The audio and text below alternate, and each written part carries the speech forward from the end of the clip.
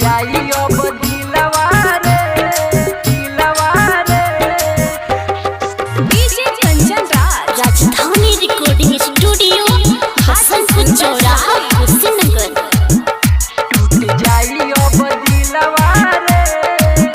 कैसे भूलब तोके सिलवा रे हाय टूट जाई अब दिलवा रे कैसे भूलब तोके सिलवा रे हो जाइए ससुर जाए पुरानी हमार दिल कैसे मानी। हो जाइए ससुर जाए पुरानी हमार दिल कैसे मानी। मर जाए बदल तोहर जहे नलवारे टूट जाई अब दिलवा रे कैसे भूलब तोके सिलवा रे हाय टूट जाई अब दिलवा रे कैसे भूलब तोके सिलवा रे। टूट जाई अब दिलवा रे डीजे कंचन राज कैसे भूलब तोके सिलवा रे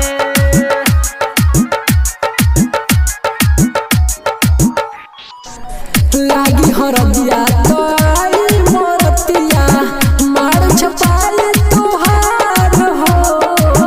ओ दिन के रतिया ई धड़ के छतिया डोलिया ले जाई कहार हो डोलिया ले जाई कहार हो लागी हरदिया तो आई मोरतिया मार छपाले तोहार हो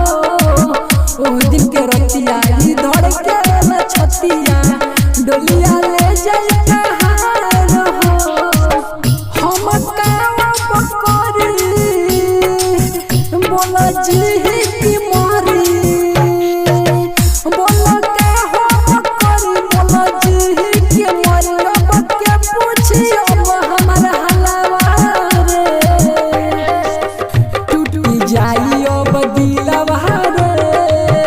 कैसे भूलब तोके सिलवा रे हाय टूट जाई अब दिलवा रे कैसे भूलब तोके सिलवा रे। जाई अब दिलवा रे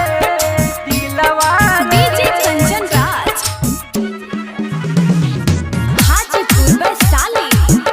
कैसे भूलब तोके सिलवा रे नहीं एक डोरिया ई तुर के गोरिया चल जाइबू ससुरार हो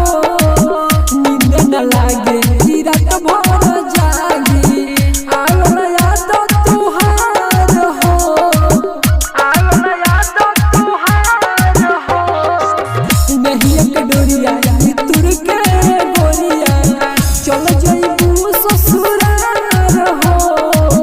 नींद न लागे ई रात भर जागी आवला याद तोहार हो अंकित पिंटू खानी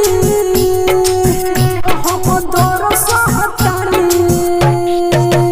खुशिया लम्हा खानी सुन तोर सहतानी रहे मजद सुन पहले मालवा रे टूट जाई अब दिलवा रे